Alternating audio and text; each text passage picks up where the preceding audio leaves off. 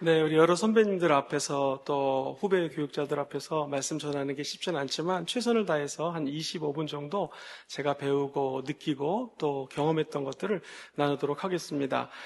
조용기 목사님이 배려해 주셔서 호주에 가서 PhD를 했습니다. 교회 성장을 위한 설교 리더십을 전공했는데요. 그때 저희의 아카데믹 멘토였던 스튜어트 피건 교수님으로부터 사사받았던 내용들을 가지고 한국에 와서 또 이영훈 목사님이 배려해 주셔서 교회성장연구소 소장을 한 5년 정도 했습니다.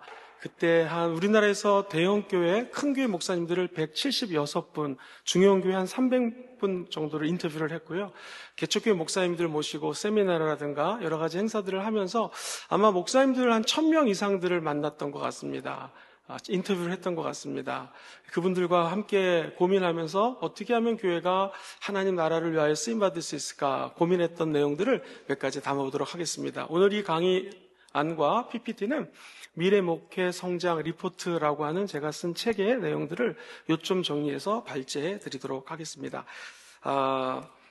우리 사랑하는 목사님들, 교회 어떻게 사역하고 계신가요? 쉽지가 않죠. 어려움도 많고 때로는 성도들이 모르는 눈물도 있고 아픔도 있습니다. 그런데 아무리 힘들고 어려워도 우리 머릿속에는 저기 보이는 동그라미 2개가 들어가 있으면 참 좋을 것 같습니다. 호주에서 부흥하는 교회들 많이 탐방해봤습니다. 미국, 전 세계 교회들, 한국 교회도 마찬가지고요. 부흥하는 교회 이중 구조가 있는데 첫 번째 스트럭처가 바로 예배입니다. 예배. 그리고 그 밑에 보면 스몰 그룹, 소그룹입니다. 그 위에 예배를 스피릿, 영성이라고 정의한다면 밑에는 조직, 시스템이라고 이야기를 할 수가 있겠습니다. 그래서 좀 PPT가 깨져서 나왔는데요. 영성은 praise God, 하나님과의 만남, 하나님을 찬양하는 거라면 초록색 보시면 시스템은 사람을, raise people, 사람을 세우는 것입니다. 보이실지 모르겠는데 주로 예배는 주일날 다 같이 모여서 Holy Spirit Movement라고 적었는데요. 성령의 임재 가운데 부흥하는 교회들의 특징, 축제 속에서 예배를 드립니다. 기쁨과 감격 속에서 그야말로 셀러브레이션 하며 하나님을 찬양하죠. 그런데 문제는 예배가 끝나고 난 다음입니다. 여의도 순복음교회가 성장할 수 있었던 것은 조용기 목사님께서 우리가 잘 아는 것처럼 물침 내주다가 쓰러지셨습니다. 또 한 주 뒤에 설교하다가 쓰러졌습니다. 의사 선생님 하는 말, 이대로는 당신 목회를 할 수 없습니다. 죽습니다. 했을 때 2주 정도 병원에 있으시면서 성경을 읽죠. 우리가 너무나 잘 아는 출애굽기에 장인이 들어가 와서 왜 혼자 이렇게 고민을 하느냐, 화면을 좀 저를 비춰주시겠습니까? 고민하다가 나오는 말이 59장, 10부장, 100부장을 만들어라는 이야기를 듣고 조용기 목사님께서 시스템, 구역 조직을 만듭니다. 영어로 셀 조직이죠. 그래서 여의도 순복음교회 성장 동력은 조용기 목사님 사역하셨을 때 예배와 스몰 그룹, 구역장들에 관한 에피소드가 너무나 많습니다. 밤새고 얘기해도 모자랄 정도로 이 예배와 구역 조직이 돌아가다 보니 주로 주일 예배는 대성전에 와서 뜨겁게 하나님을 찬양하고 하나님 임재를 체험합니다. 그리고 나아가서 열심히 복음 증거하다가 시험에 들고 어려울 때에 소그룹으로 모입니다. 구역에 모여서 위로받고 서로가 서로를 위해서 기도하는 모습들. 심지어 제가 장로교 통합측에서 자랐습니다. 그러다가 여의도 순복음교회 오게 되는데 깜짝 놀란 것을 체험했습니다. 대학생 때였는데요. 우리 그 동네에 암에 걸린 젊은 어머니가 있었어요. 그랬더니 구역장님이 이 암 걸린 자매를 자기 자식은 그냥 거의 방치를 하고 암에 걸린 자매와 함께 오살리 금식기도를 3일 금식하러 갔는데 그 자녀들, 암 걸린 자매 자녀들을 다 돌봐가면서 같이 금식을 하는 거예요. 제가 너무나 도전을 받았습니다. 그런데 이게 웬일입니까? 3일째 되는 날 화장실에 갔더니 암이 힘들었던 여자 젊은 자매님이 다 혈변을 통하고 기적적으로 의사님 만났는데 병이 치유가 된 거예요. 그러니 그 구역이 얼마나 큰 간증이 되겠습니까? 수많은 아프신 분들이 모여들기 시작했습니다. 그리고 당연히 구역이 성장을 하고 부흥을 하니 교회는 지속적인 성장이 이루어질 수밖에 없었죠. 마찬가지입니다. 이 원리는 어디 가나 똑같은 것 같아요. 모였을 때 예배드리고 흩어지면 전도하고 전도도 했던 영혼들이 마음의 상처와 아픔과 한을 가지고 모였을 때 그것을 소그룹에서 풀어내는 것을 weekdays, 아까는 주일이었는데요. 주 중에 얼마만큼 소그룹이 역동성이 뛰느냐.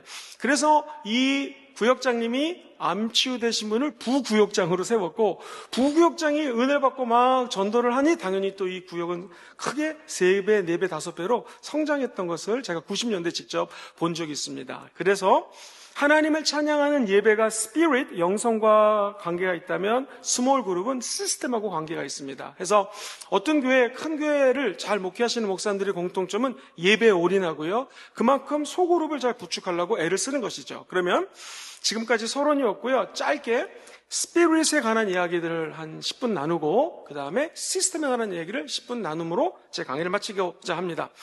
먼저 영성입니다. 교회 부흥은 세 가지 요소가 있는데요. 내적인 요소가 있습니다. 이렇게 의자를 잘 바꿔놓고 시스템을 갖춰놓으면 성도들이 모입니다. 그리고 두 번째 요소가 있는데요. 저희들 교회 옆에 사송 신도시라고 하는 5만 명이 이제 들어오는 신도시가 생깁니다. 그런 게 만약 그런 곳에 교회가 세워진다면 아파트가 생기고 상공사공을 위한 아파트 입주 전용 구간들이 생기기 때문에 젊은 부부들이 아무래도 부흥할 확률이 높죠. 우리는 그것을 교회가 처해 있는 외부적인 요소, contextual factor라고 얘기를 합니다. 근데 이거는 뭐냐면 바로 이 spiritual factor입니다. 파란 거 보시면 교회 자체의 의자를 바꾸지 않아도 아파트가 들어서지 않아도 올 사람들은 오는 교회가 있습니다. 그것이 바로 이 영성이죠. 특별히 담임 목사님이 어떤 영성을 가지고 교회를 이끄느냐가 매우 중요합니다. 저 그림을 보시면 화살표를 예의주셔서 보십시오. 시간 관계상 성경을 읽지 않겠습니다. 나중에 집에 가셔서 사도행전 2장 42절부터 47절 말씀을 읽어보시면 초대교회 성도들의 공통점은 spiritual growth, 먼저 하나님을 향한 영적 성장에 초점을 맞췄습니다. 사도들의 설교에 귀를 쫑긋하고 기울였습니다. 혹시 기억하십니까? 응답 받을 때까지 그들이 전혀 기도에 힘쓰니라. 즉 하나님을 향한 영적인 부흥과 앙망이 있을 때 영적으로 성장을 하게 되고요. 그러자 이게 웬일입니까? 김 집사님이 맨날 호박은 내 거야 내 거 하다가 이 은혜를 받고 보니 옆에 있는 박 집사님하고도 호박을 나눕니다. 가지고 있는 것들 주변 사람들에게 나눕니다. 이른바 유무상통하는 사건이 사도행전 2장 44절에 나옵니다. 교회의 부흥은 예배를 통하여 기도와 말씀을 통하여 은혜 받은 자들이 이 모든 것들이 내 것이 아니라 하나님으로부터 오는 주권임을 깨닫고 주변 사람들하고 나누기 시작합니다. 그러면 두 번째 동그라미처럼 우리 공동체 안에 화살표가 사랑과 화목과 은혜와 인내와 성령의 열매들을 나누는 역사가 일어나죠. 그것으로 끝나지 않습니다. 이 영적 성장이 두 번째 내적 성장을 거쳐서 세 번째 외적 성장으로 연계가 됩니다. 이른바 external, 외부로 표출되는 것이죠. 이 사람들이 하나님께 칭찬받고 이웃에게 칭찬을 받습니다. 예수를 믿으니 이렇게 변하는구나. 나도 저 예수님을 믿어봤으면 하면서 세 번째 동그라미처럼 드디어 다른 사람들을 향한 복음의 열정을 가지고 밖으로 화살표가 표출이 되죠. 그러면 이제 맨 끝에 사람들이 얘기하는 양적인 부흥, 양적인 성장이 따라옵니다. 그래서 왠지 교회 성장하면 다른 사람들이 저 네 번째를 예의주시합니다. 그런데 진짜 교회 부흥과 성장은 영적인 요소로부터 시작이 된다는 거 꼭 기억하셨으면 참 좋겠습니다. 요 그림은 시간이 좀 걸리기 때문에 나중에 시간이 되면 좀 설명을 하겠습니다. 자, 그렇다면 교회가 부흥할 때에 우리 안에 계시는 성령님의 역할은 무엇인가? 당연히 창조하셨을 뿐만 아니라 성령 하나님은 내가 널 창조했다, 네가 알아서 해라가 아니라 우리 안에 들어와서 아까 우리 허여 목사님 말씀하신 것처럼 목사님들 내부에서 보혜사가 되시고 가르치시는 분이 되시고 성령의 인도하심을 받게 하시고 진리의 세계로 인도해 주시는 분이 성령님이신 줄 믿습니다. 이른바 이 리더십을 공부해 보면은요, 사실 200년밖에 안 된 짧은 학문이지만 최근에 리더십의 경향이 셀프 리더십으로 많이 빠집니다. 인파워링, 성령으로부터 영적인 전의와 거룩함의 은혜를 체험하는 것을 넘어서서 예수님처럼 서번트 리더십, 섬기는 리더십을 넘어서서 결국 내가 나를 다스리는 셀프 리더십으로 가죠. 그런데 우리 예수 믿는 사람들, 특히 목회자들은 내가 나를 인도하는 것이 쉽지가 않습니다. 우리를 매니지할 수 있는 분은 바로 성령 하나님이시라는 것이죠. 뿐만 아니라 성령님은 우리를 관리하시고 진리의 세계로 인도할 뿐만 아니라 우리에게 전략가가 되십니다. 즉 목회 현장에서 모를 때 하나님께 여쭤보면 성령 하나님이 알려주시는 것이죠. 흡사 다윗이 쳐들어갈까요? 말까요? 뽕나무 뒤에 숨었다가 매복해라. 그리고 복병을 남겨둬라. 아주 구체적으로 목회 전략 하나하나를 지시하신 하나님이 어제나 오늘이나 영원토록 동일하신 줄 믿습니다. 그럼 우리 목회 현장에서도 분명히 우리 전략가 되신 성령님께 여쭤보면 길을 알려주시는 것이죠. 저는 조영기 목사님의 제자입니다. 조영기 목사님이 목회자들 모아놓고 이런 얘기 많이 말씀하셨습니다. 내가 기도하고 하지 않은 거 다 실패했다.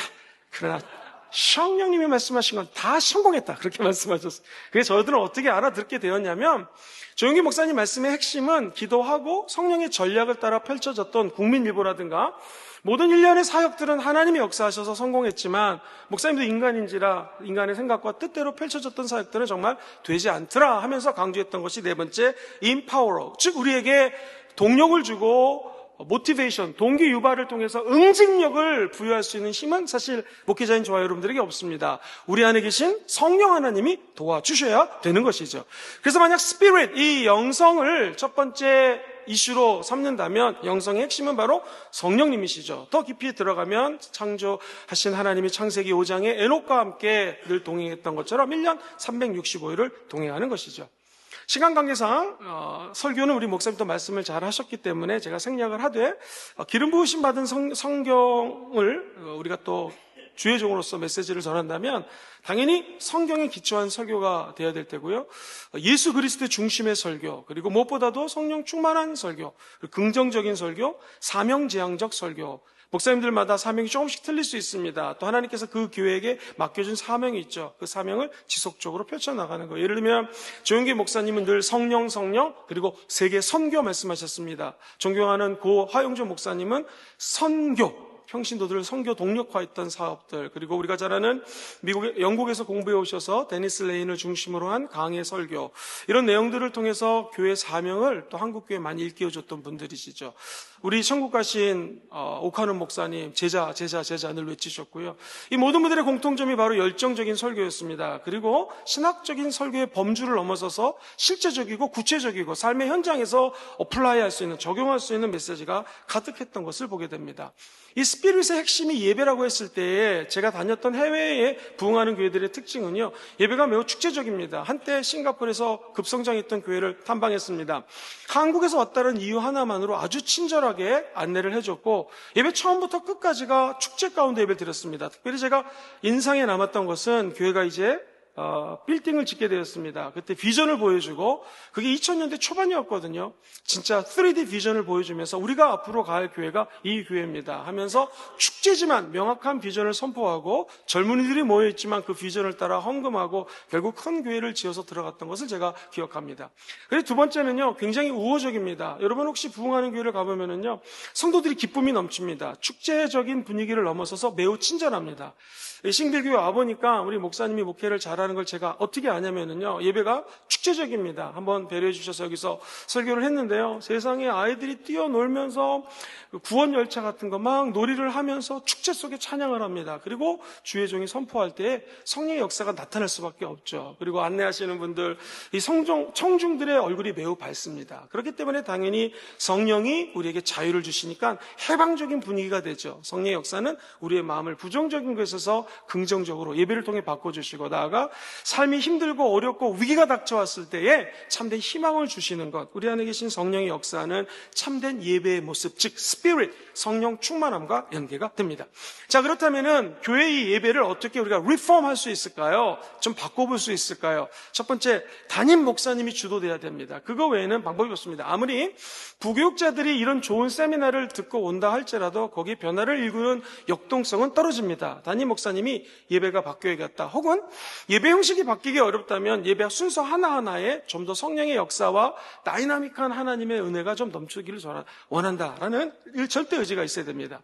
그리고 두 번째, 기존 예배만큼 굉장히 중요하다라고 생각을 해야 됩니다.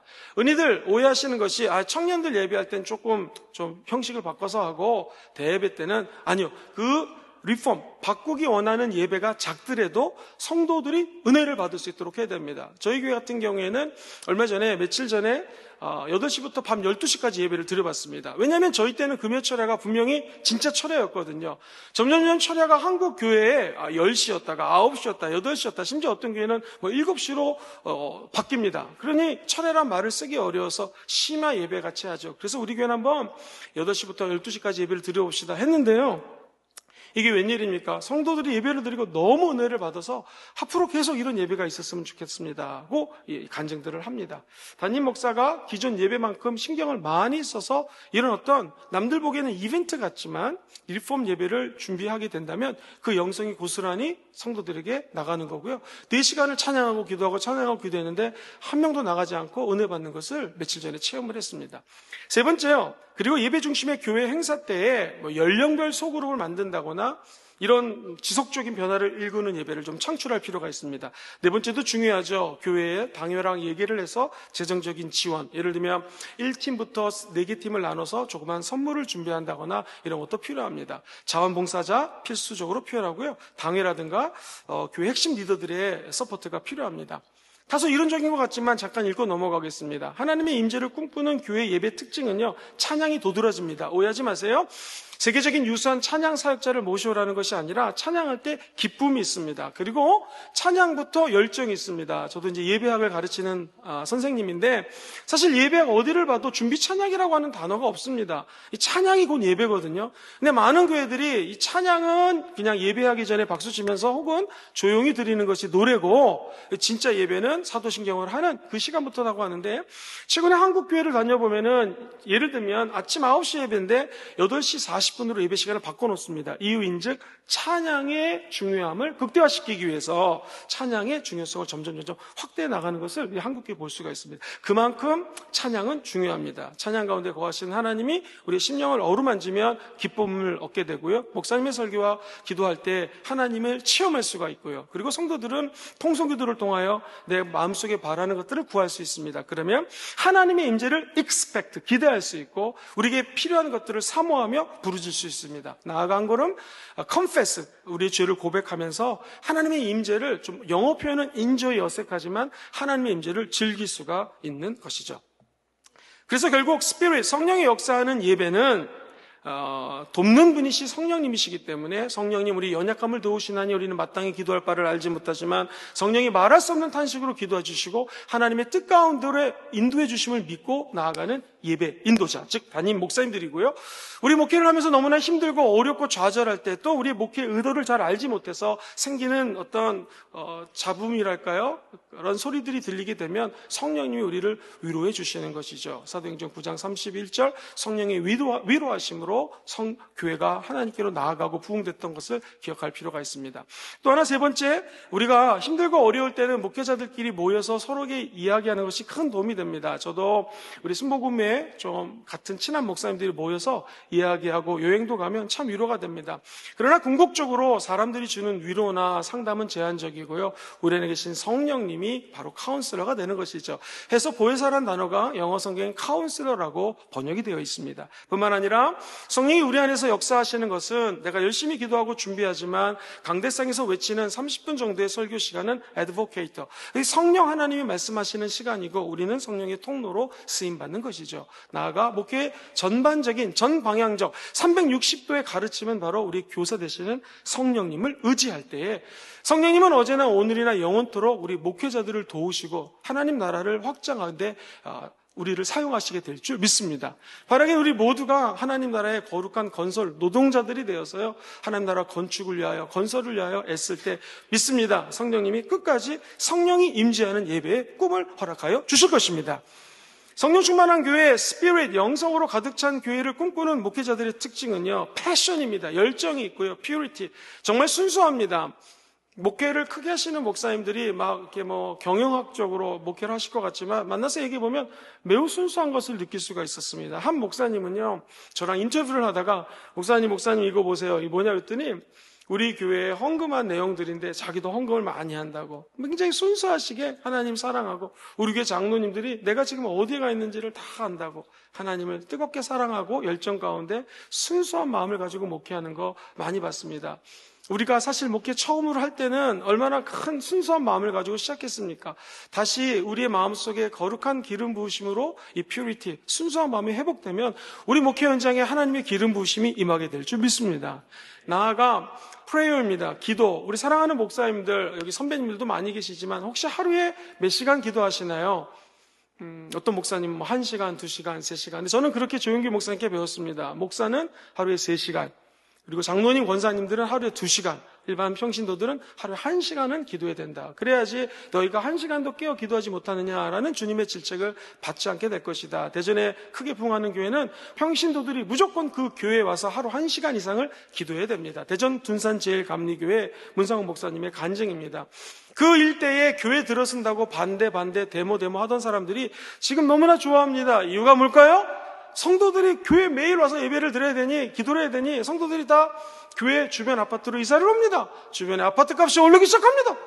그래서 칭찬을 많이 받는다고 농담 반 진담 반 얘기를 하시는데, 제가 목사님의 눈빛에서 깨달은 건 뭐냐면, 성도들이 성전에 와서 뜨겁게 예배하는 교회, 기도하는 교회는요 정말 무너지지 않습니다.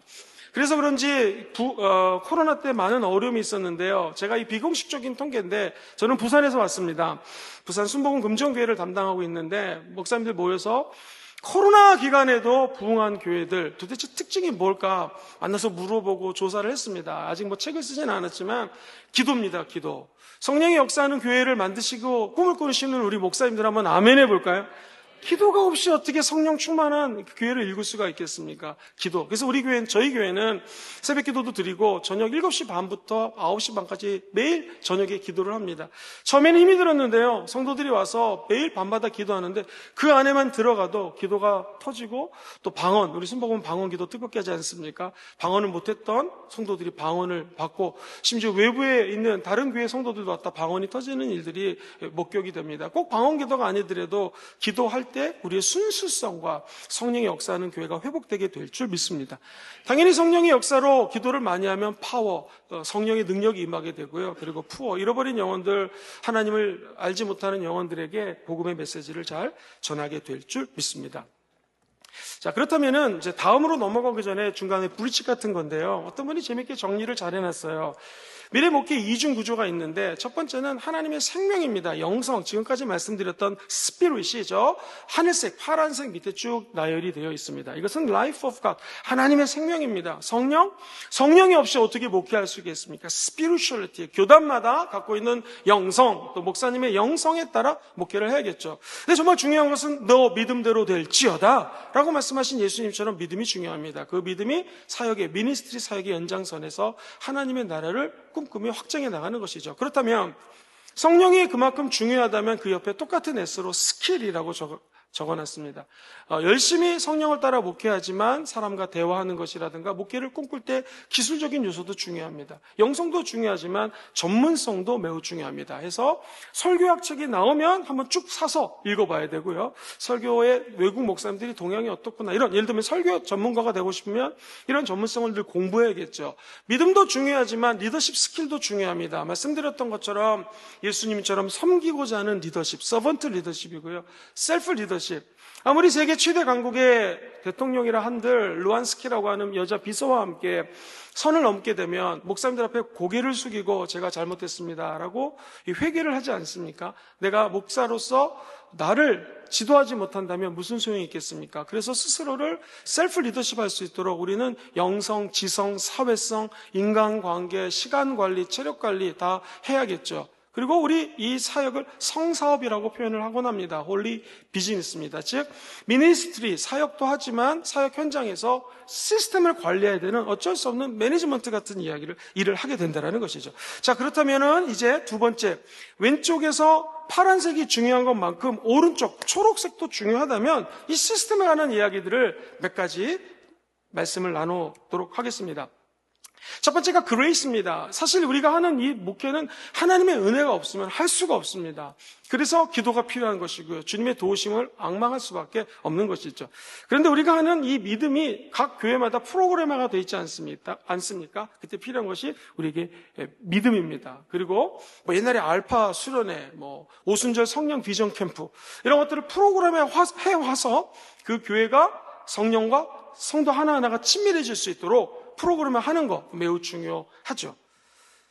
자, 사도행전에 보면 사역 구조가 나오는데요. 그들이 날마다 everyday입니다. 성전에 있든지 집에 있든지 everywhere, 어디에 있든지 예수는 그리스도라 하고 가르치기와 전도하기를 그치지 않았다. 이른바 템플 미니스트리, 예배입니다. 영성입니다. 예배를 드리는 것뿐만 아니라 하우스 미니스트리, 그 집에서 소그룹 모임을 하고 discipleship, 제자를 양육할 수 있다는 것이죠. 그래서 누구나 날마다 어디서나 누구든지 예수 그리스도를 전도했던 초대교회로 돌아가는 것, 이것을 우리는 본질로 돌아간다고 표현합니다. 결국 시스템이나 영성도 이 세상에 돌아다니면서 무슨 목사님을 만났네, 해외에서 박사학위를 받았네 해도 사실은 거기엔 답이 없는 것 같습니다. 아무리 큰 교회 가도 원칙이 존재하고 다시 본질로 돌아가는 것이 교회의 부흥의 핵심 요소라는 것이죠. 앞으로 다가올 위기는 어떤 일이 벌어질지 모르겠습니다. 제가 시간이 되면 한번 언급을 하겠는데, 교회 성장 연구소에 있으면서 컨설팅을 좀 많이 해봤습니다. 큰 교회도 해봤고요, 유기성 목사님이 섬기던 교회도 해봤고요, 1000명 모이는 교회도 해봤고, 개척교회도 많이 해봤습니다. 그런데 이 컨설팅을 하면 재밌는 것이 있습니다. 어떤 교회건 문제가 없는 교회는 없습니다. 다 문제가 있습니다. 그런데 그 교회를 향한 하나님의 기름 부심이랄까요? 장점이 있습니다. 목사님들도 마찬가지입니다. 그런데 부흥하는 교회들의 특징은 뭐냐면, 누구나 날마다 어디나 복음에 목말라하고, 우리가 단점이 있지만 그 단점 보지 않고 하나님의 사명을 따라 시스템을 만들고 열심히 하는 교회들은 정말 부흥이 되더라는 것을 직접적으로 체험한 적이 있습니다. 그렇다면 그 시스템을 위해서 우리 목회자들이 해야 될 것이 무엇일까요? 우리는 목자입니다. 사꾼이 아닙니다. 영혼들을 맡고 있는 목자죠. 그리고 또 하나 우리에게 가장 중요한 사역은 설교입니다. 설교자죠. 나아가 리더로서 교회를 잘 매니지먼트하는 것도 우리의 사명이기도 합니다.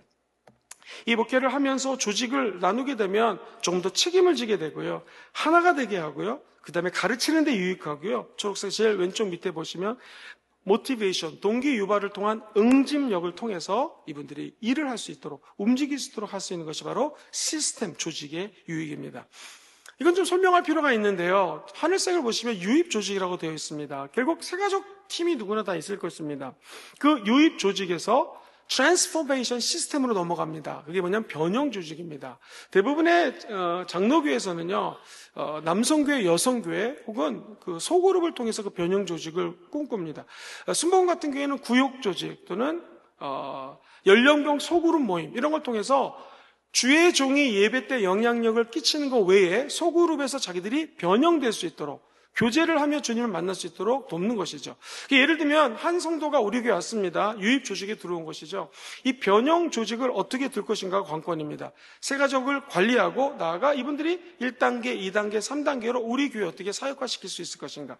미국에서 성장하는 교회 50개 교회를 조사해봤습니다. 그랬더니 특징이 몇 가지가 있었는데요. 첫째, 목사님들의 복장이, 죄송합니다, 오해하지 마세요, 양복이 아니라 캐주얼로 다 바뀌고 있습니다. 그 말은 조금 더 청중들하고 가까이 가고자 하는 목회자들의 노력입니다. 또 하나는요, 처음부터 교인으로 받아들여서 훈련시키지 않고 예배를 같이 드리다가 차츰차츰 우리 교회 사명이 예를 들면 선교인데 변형 조직에 들어오십시오 하면서 그 교회 비전을 충실하게 따라갈 수 있도록 교육 제도를, 시스템을 바꿔놓는 것을 보게 됩니다. 제가 또는 느꼈습니다. 영성, 그 영성이라는 게 권위적인 영성을 떠나서 마치 as on without authority, 처음에 이 설교의 변혁적인 역사가 권위 없는 자처럼 크레독의 책 때문에 여러 가지 그 귀납적 설교 방법들이 등장했던 것처럼 결국 변형 조직도 이 마지막 때는, 혹은 AI가 등장하는 시대는 우리가 눈높이를 낮춰서 예수 그리스도처럼 하나님이신 그분이 동등됨을 취하지 않고 낮아진 것처럼 변형 조직의 키워드가 바로 이 한국말로 얘기하면 우리가 하나님이지만 이 땅에 오신 예수님처럼 낮아짐입니다. 성김입니다. 마치 인카네이션, 성육신하신 예수님처럼 우리가 낮아지고 그들의 눈높이에 맞춰져서 거룩한 접촉이 있을 때 성도들이 변형이 된다. 그러면 재미있는 것이 맨 밑에 검은색의 유출 조직, 즉 은혜 받은 성도들이 나아가서 복음을 증거하게 되는 것이죠. 저는 이민 목회를 처음 섬겼습니다. 브리즈번 순복음교회 청년부를 맡았는데요, 하나님의 은혜로, 지금 생각하면 하나님의 은혜입니다, 수련회가 한번 잘 됐습니다. 청년들 10명이 모여서 이민교회에서 청년부를 했는데 수련회 때 은혜 받은 청년들이 변하고 6개월 뒤에요, 청년부가 100명으로 성장이 됐습니다. 10명에서 100명. 이민교회에서는 아마 잘 있지 않는 일인데요, 그게 어떻게 가능하냐면 청년들이 왔다가 수련회에서 변형이 됐습니다. 오순절 성령 비전 캠프 같은 뜨거운 성령을 체험하니 지금 영화배우로 활동하고 있는 되게 잘생긴 애가 있습니다. 그 청년이 성령을 받고 유학원 학생들이 예수 안 믿는 게 너무나 불쌍하다는 거예요. 그래서 얘가 금요일날마다 가서 전도를 하는데요, 저 같은 젊은 사람이 전도하면 자매들이 잘 안 옵니다. 그 형제가 전도를 하면 얼마나 많은 자매들이 교회에 오는지, 와서 유입이 됐죠? 뜨거운 예배를 통해서 변형이 됩니다. 소그룹에서 또 삶을 나눕니다. 그러니까 그들이 다시 유출 조직이 되어서 나가서 복음을 전파하고, 이 사이클이 계속 돌아가다 보면은 교회가 하나님의 은혜 가운데 부흥할 수밖에 없다는 것이죠. 물론 변수는 있습니다. 이 모든 것들을 우리 인간이 할 수 없습니다. 하나님이 도와주셔야지 이 조직도 바뀌게 될 수 있는 것이죠. 세 번째는요, 부교육자 혹시 계실지 모르겠는데, 일반적으로 부교육자론에서 담임 목사님과 다른 은사가 있으면 참 좋습니다. 근데 중요한 건 빨간색에 같은 마음을 품어야 되고요. 파란 거 변함없는 충성. 이 시스템이 담임 목사님과 잘 맞았을 때 그 교회는 거룩한 또 부흥을 일굴 수 있다는 것이죠. 그럼 목사님, 우리는 어떻게 이 시스템의 전략을 짜야 되겠습니까? 첫 번째는요, 현재 있는 시스템을 받아들여야 됩니다. 그래서 저도 이제 청빙을 받아서 교회 갔는데, 청빙 받은 목사님들의 실수가 뭐냐면, 가자마자 새로운 것을 하려고 애를 쓰다가 안 되는 경우 굉장히 많이 봤습니다. 기존에 원로 목사님 또는 전임 목사님이 하셨던 것을 받아들이고 기존의 리더십을 받아들여야 될 것 같습니다. 그 다음에 카테고리를 나눠서 지금 이 교회에 내가 해야 될 무엇을 우선순위해야 될지 유형별로 나눠야 되고요. 성도들 하나하나 교육을 시켜나가야 됩니다. 그리고 이분들에게 필요한 것이 무엇인지를 파악하고 필요하면 찾아가서 설명을 해주고요. 그 다음에 정확한 평가를 한 다음에 소위 말하는 예배의 변화, 시스템의 변화를 읽어야지 문제가 없다라는 것을 제가 느낄 수가 있었습니다. 어느 교회든 갈등이 있을까요? 조직마다 갈등이 있습니다. 목사님과 성도들의 갈등도 있고 성도들끼리 갈등도 있습니다. 이 갈등을 해결하는 비결은 우리가 자세를 바꾸는 것밖에 방법이 없습니다. 예수님처럼 다시 낮아지는 것이고, 이 문제는 문제가 아니라 위기 때 하나님 역사하시는 기회를 창출할 수 있는 요소라고 마음을 바꿔버리는 것이죠. 그리고 도대체 원인이 무엇인가를 예의주시해서 관찰하고 갈등의 유형을 알 다음에 해답을 찾으려고 애를 쓰는 것입니다. 그리고 다루는 법을 배우고 사람들을 가르치고 비전을 배양하게 되면 기도와 함께 그 조직은 성장할 수밖에 없는 것이죠. 미래를 위한 변화의 종류, 여기서 다 얘기할 수는 없을 것 같습니다. 그런데 빨간 거 보면 민족주의에서 이제 세계화로 바뀌고 있습니다. 세계가 글로벌 시대가 되었기 때문에 하나로 연결이 되고, 예를 들면 저희 교회 설교도 호주에서 듣는 성도들이 많습니다. 한국에 있지만 외국에서도 얼마든지 설교를 접촉해서 듣는 이런 시대가 도래를 했고요. 수동적이었는데 상호적인 활동성을 나타내는 교회로 바뀔 수밖에 없고, 미래는 경쟁에서 협력의 그 모습으로 바뀌게 될 것이고요. 큰 교회나 대형 조직에서 소형, 아까 얘기했던 시스템을 어떻게 구축하느냐에 따라서 미래는 굉장히 교회 조직도가 틀려질 것 같습니다. 더 중요한 건 수동적이었던 성도들이 굉장히 자동이라는 표현이 어색하지만 자율적인 시스템으로 바뀔 확률이 높습니다. 그러면 구체적으로 실제적인 이야기를 몇 가지 나누겠습니다. 어떻게 하면 우리는 이 조직과 성령을 두 가지 밸런스를 가지면서 교회의 부흥을 구할 수 있을까요? 그것은 일단 자료를 모아야 됩니다. 그리고 어느 교회에서 무슨 일을 한다면, 저도 우리 신길교회 오면 무슨 프로그램이 있는지 청년부는 1부, 2부, 3부, 또 어린이를 사역하는 조회장들이 1부 청년, 그러니까 예를 들면 나이별로 나눈 다음에 25살까지라면 또 교회학교를 담당하는 분들이 하나하나씩을 맡아가지고 아이들을 세분화하고 조직화해서 양육하고 기도해 주는 것을 보면서 굉장히 큰 통찰력을 좀 받았습니다. 그래서 일단 자료를 찾아야 됩니다. 어느 교회 가시면 이 교회가 왜 잘 되는지를 배워야 됩니다. 그리고 원리를 발견합니다. 아마 제가 오늘 말씀드렸던 스피릿, 시스템이라고 하는 두 가지 카테고리로 정리를 하면 좀 편하실 것입니다. 그리고 평가를 하는 것이죠. 지금 이 시스템이 순복음 금종교회랑 과연 맞을까 안 맞을까, 이거 가능하겠다면 네 번째, 적용을 해 나가는 것입니다. 그러면 힘들지만 하나님께서는 우리 목회 현장에서 영원한 동반자가 되시기 때문에 한 걸음 한 걸음 끝까지 성령님의 도우심으로 이 사명을 완수하게 될 줄 믿습니다. 원래 점심시간보다 10분 먼저 끝냈습니다. 하나님께 감사의 박수 올려드리겠습니다.